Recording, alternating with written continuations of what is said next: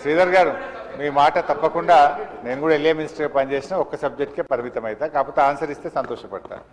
At least ఇప్పుడు ఏమైందంటే ఇంతమంది సభ్యులు కొత్త సభ్యులు మాట్లాడుతుంటే మీరు ఎల్ఏ మినిస్టర్గా స్పీకర్ గారు 0 ఓవర్ ఒక అరణ్య రోదనగా మార్చకండి.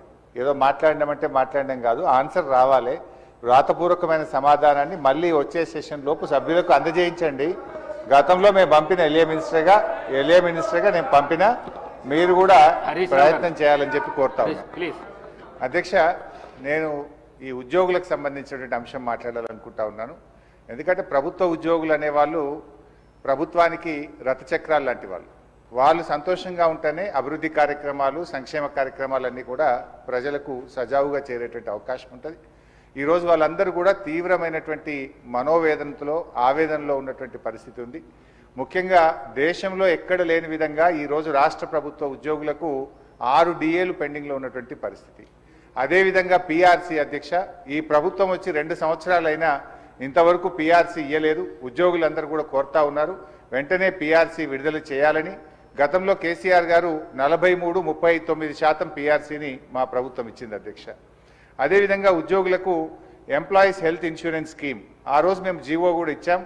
దాన్ని మీరు అమల్లోకి తెస్తామని చెప్పి మేనిఫెస్టోలో పెట్టి కూడా ఈహెచ్ఎస్ స్కీమ్ను అమల్లోకి తేలేదు. దాన్ని కూడా వెంటనే అమల్లోకి తేవాలి.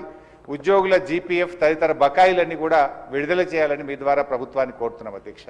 ముఖ్యంగా రిటైర్డ్ ఉద్యోగులైతే ఈ మధ్య మనం చూస్తూ ఉన్నాం, 39 మంది రిటైర్డ్ ఉద్యోగులు బెనిఫిట్స్ ప్రభుత్వం నుంచి వాళ్ళ సేవింగ్స్ వాళ్ళకి ఇవ్వకపోవడం వల్ల వైద్యం కూడా చేయించుకోలేక ఈరోజు 39 మంది రిటైర్డ్ ఉద్యోగులు మరణించారు. బీఆర్ఎస్ హయాంలో కూడా దాదాపు 15,000 మంది రిటైర్డ్ ఉద్యోగులు రిటైర్ అయితే వాళ్ళందరికీ మేము టైం మీద డబ్బులు ఇచ్చాం. కానీ కాంగ్రెస్ హయాంలో, ఎందుకంటే ఈరోజు నేను అసెంబ్లీకి వస్తూ ఉంటే పొద్దున్నే నా సిద్దిపేటలో ఒక డాక్టర్ జగత్ Kumar Reddy, retired JD veterinary, పొద్దున్నే నా దగ్గరికి వచ్చి అన్నా కొద్దిగా అసెంబ్లీలో మాట్లాడు, నేను అక్టోబర్ 2024లో రిటైర్ అయినా, ఇంతవరకు ₹1 రాలేదు. హైకోర్టుకు పోయి ఆర్డర్ తెచ్చుకున్నా, అయినా రాలేదు. హైకోర్టులో కంటెంప్ట్ వేస్తే కూడా వాయిదాలు అడుగుతూ ప్రభుత్వం మమ్మల్ని ఇబ్బందులు పెడతా ఉంది. మా రిటైర్డ్ ఉద్యోగుల పెన్షన్ బెనిఫిట్లు ఇప్పించండి, చావు బతుకుల్లో ఉన్నటువంటి మమ్మల్ని కాపాడండి. 30-35 ఏళ్ళు ప్రభుత్వానికి సేవ చేసినటువంటి రిటైర్డ్ ఉద్యోగులను ఈ రకంగా వేధించడం ప్రభుత్వానికి తగదు, దయచేసి ప్రభుత్వం దృష్టికి తీసుకుపోండి అని చెప్పి పొద్దున్నే నా ఇంటికి 7 గంటలకే వచ్చి కూర్చున్నాడు సార్. నేను బయటకు వచ్చేసరికి ఏంది ఇంత పొద్దున్న వచ్చినామంటే ఇట్లా ఉందన్న, ఆరోగ్యం బాగాలేదని చెప్పమంటే బట్టి గారికి చెప్తా తప్పకుండా ఈరోజు నేను మాటించి వచ్చి ఈరోజు చెప్తా ఉన్నాను అధ్యక్ష. అదేవిధంగా అధ్యక్ష, సిపిఎస్ ఉద్యోగులను ఓపీఎస్గా మారుస్తామని ఆ రోజు కాంగ్రెస్ పార్టీ ఎన్నికల్లో హామీ ఇచ్చింది. మరి ఎప్పటిలోగా ఓల్డ్ పెన్షన్ స్కీమ్ అమలు చేస్తారు? మరి ఈలోపు గత 2 సంవత్సరాల నుంచి సిపిఎస్ కింద రాష్ట్ర ప్రభుత్వం కట్టాల్సిన కాంట్రిబ్యూషన్ డబ్బులను కూడా మీరు కట్టకుండా దాన్ని దారి మళ్లిస్తా ఉన్నారు.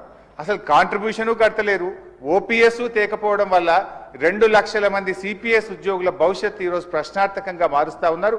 దయచేసి సిపిఎస్ కాంట్రిబ్యూషన్ కట్టండి, ఓపీఎస్ విధానాన్ని ఇచ్చిన మాటకు కట్టుబడి తక్షణమే అమల్లోకి తేవాలని చెప్పి మీ ద్వారా కోరుతున్నాం అధ్యక్ష. అదేవిధంగా పోలీస్ డిపార్ట్మెంట్లో కూడా అధ్యక్ష సరెండర్ లీవులు 5 సరెండర్ లీవులు పెండింగ్లో ఉన్నాయి. టీఏలు రావట్లేదు, డిఏలు రావట్లేదు, స్టేషన్ అలవెన్స్ రావట్లేదు. మొన్న ఒక జూబ్లీ హిల్స్ ఎలక్షన్ ఉంటే యూసఫ్ గూడ బటాలియన్ మాత్రం సరెండర్ లీవులు, టీఏలు ఇచ్చిండ్రు. రాష్ట్రంలో 1,00,000 మంది పోలీసులకు సరెండర్ లీవులు, టీఏలు రాక ఇబ్బందులు పడతా ఉన్నారు. దయచేసి పోలీసులను కూడా ఆదుకోవాలని, గతంలో నేను ఫైనాన్స్ మినిస్టర్గా ఉన్నప్పుడు ఎప్పటికప్పుడు సరెండర్ లీవులు, టీఏలు ఇచ్చాం. ఈ ప్రభుత్వం వచ్చిన 2 సంవత్సరాల నుంచి పెండింగ్లో ఉన్నాయి కనుక వాటిని విడుదల చేయండి.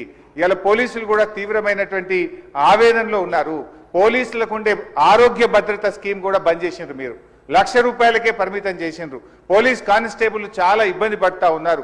ఆరోగ్య భద్రతను పునరుద్ధరించండి, గతంలో మాదిరిగా కార్పొరేట్ వైద్యం పోలీసులకు అందించాలని చెప్పి కోరుతూ కాంగ్రెస్ పార్టీ ఎన్నికల మేనిఫెస్టోలో తక్షణమే మేము ఉద్యోగులకు పిఆర్సీ ఇస్తాము, పెండింగ్ డిఏలు ఇస్తాము, బకాయిలు ఇస్తాము, ఓపీఎస్ తెస్తామని మాట ఇచ్చి ఈరోజు కాంగ్రెస్ పార్టీ 2 ఏళ్లైనా అమలు చేయకుండా మోసం చేస్తా ఉంది. జరిగిన అన్యాయం ఇప్పటికే చాలా జరిగింది. తక్షణమే ఇప్పటికైనా ఉద్యోగులకు, రిటైర్డ్ ఉద్యోగులకు, పోలీసులకు ఇచ్చిన హామీకి కట్టుబడి మేలు చేయండి అని చెప్పి మీ ద్వారా ఆర్థిక మంత్రి, డిప్యూటీ సీఎం గారిని నేను కోరుతా ఉన్నా అధ్యక్ష.